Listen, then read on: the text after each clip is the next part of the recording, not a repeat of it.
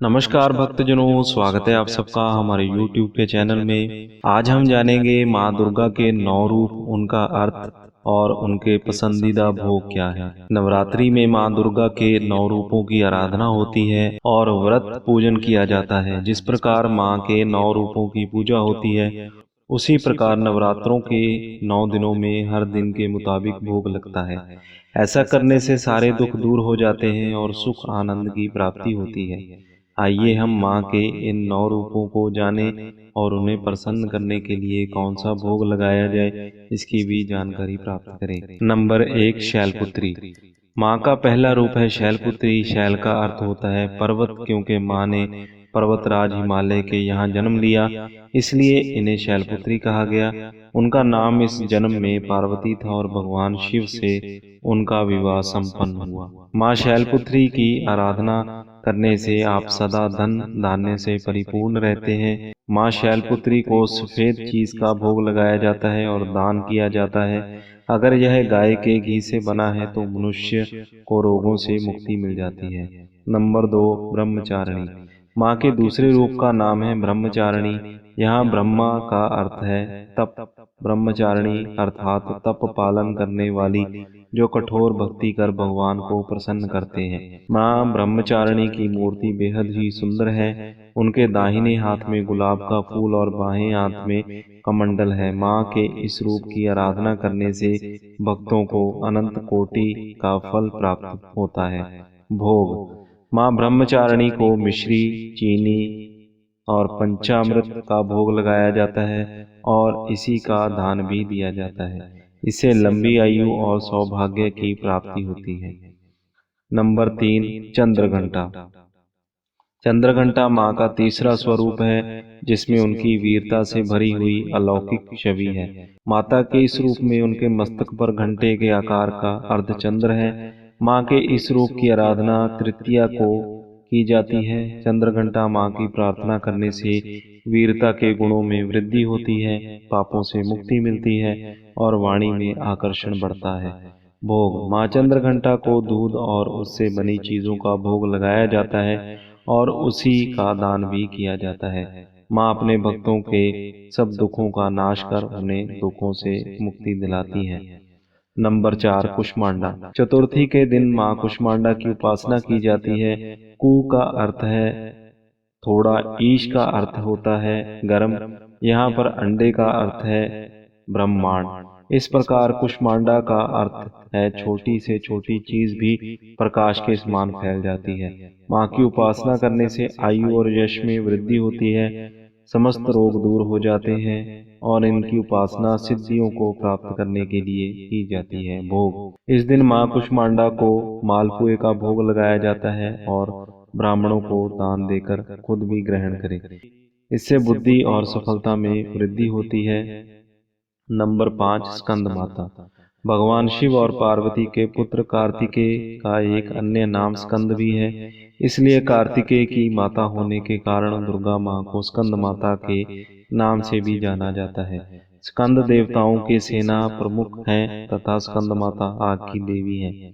स्कंद माता की आराधना करने से मोक्ष के द्वार खुल जाते हैं और समस्त इच्छाएं पूर्ण हो जाती हैं। भोग। इस दिन स्कंद माता को केले का भोग लगाना चाहिए और ब्राह्मणों को दे देना चाहिए। ऐसा करने से धन संपदा बढ़ती है और रोगों से मुक्ति भी मिलती है और बुद्धि विकास होता है।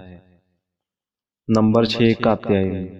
नवरात्रि के छठे दिन माँ कात्यायनी की पूजा की जाती है, क्योंकि महर्षि कात्यायन ने देवी माँ को प्रसन्न करने के लिए बेहद कठोर तपस्या की और देवी माँ से वरदान के रूप में उन्होंने देवी के रूप में एक बेटी की चाहना की। इस प्रकार कात्यायन की पुत्री होने के कारण माँ दुर्गा का नाम कात्यायनी पड़ा। माँ कात्यायनी की पूजा करने से अद्भुत ऊर्जा का संचार होता है। माँ अपने भक्तों को दुश्मनों से रक्षा के लिए सक्षम बनाती है। भोग। माँ कात्यायनी के भोग के लिए शहद का प्रयोग किया जाता है। ऐसा करने से स्वास्थ्य, सुंदर रूप और आकर्षण शक्ति बढ़ती है। नंबर 7, कालरात्रि। नवरात्रि की सप्तमी के दिन माँ कालरात्रि की पूजा होती है। माँ कालरात्रि का यह रूप बेहद भयानक है उनका रंग बिल्कुल काला है और माँ कालरात्रि चमकीले आभूषण पहनती हैं। उनके बाल बिखरे होते हैं। वह मृत शरीर पर सवारी करती हैं और जब सांस लेती हैं तब उनके मुंह से आग की लपटें निकलती हैं। माँ कालरात्रि को शुभकारी भी कहा जाता है। इसका अर्थ है जो हमेशा अच्छा करती है। माँ कालरात्रि की पूजा करने से समस्त दुश्मनों का नाश होता है और समस्त पापों से मुक्ति मिलती है। माँ कालरात्रि को भोग में गन्ना गुड़ का नैवेद्य लगाना चाहिए और उसे ब्राह्मणों को दे देना चाहिए।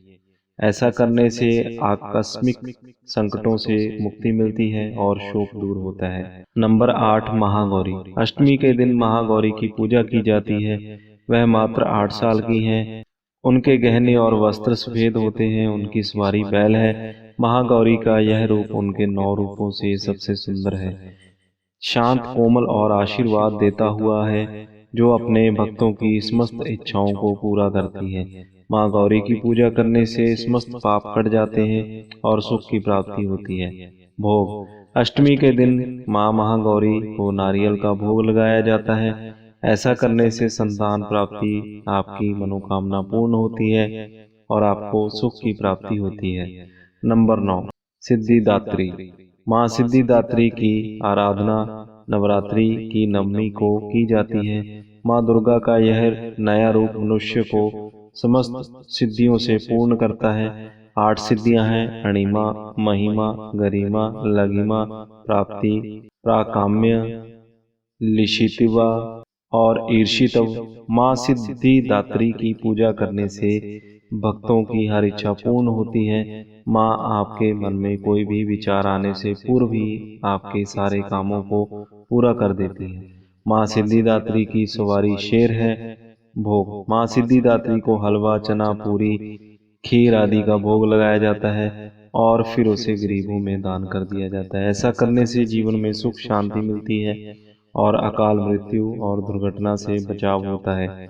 नवरात्रि में लोग 9 दिन का व्रत रखते हैं और 9 देवियों की उपासना करते हैं। सच्चे मन से जो माँ को याद करता है, माँ उसकी हर मनोकामनाओं को पूर्ण करती है। माँ दुर्गा की जय।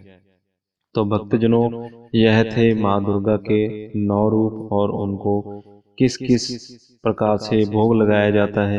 अगर आपको ये वीडियो अच्छी लगी हो तो इसे लाइक और ज़्यादा से ज़्यादा शेयर ज़रूर करें, ताकि माँ भगवती की, माँ दुर्गा की कृपा आपके ऊपर सदैव बनी रहे। अगर आपने हमारे चैनल को आज ही विजिट किया है तो अभी इसे सब्सक्राइब कर लीजिए और इसी तरह की कथाएं हम हर रोज़ आपके लिए लेकर आते रहते हैं। साथ में बेल आइकन को भी दबा दीजिए ताकि जब भी हम कोई भी वीडियो यहाँ पे अपलोड करें तो उसका जो नोटिफिकेशन है आपको साथ ही साथ यहाँ पे मिल जाया करेगा।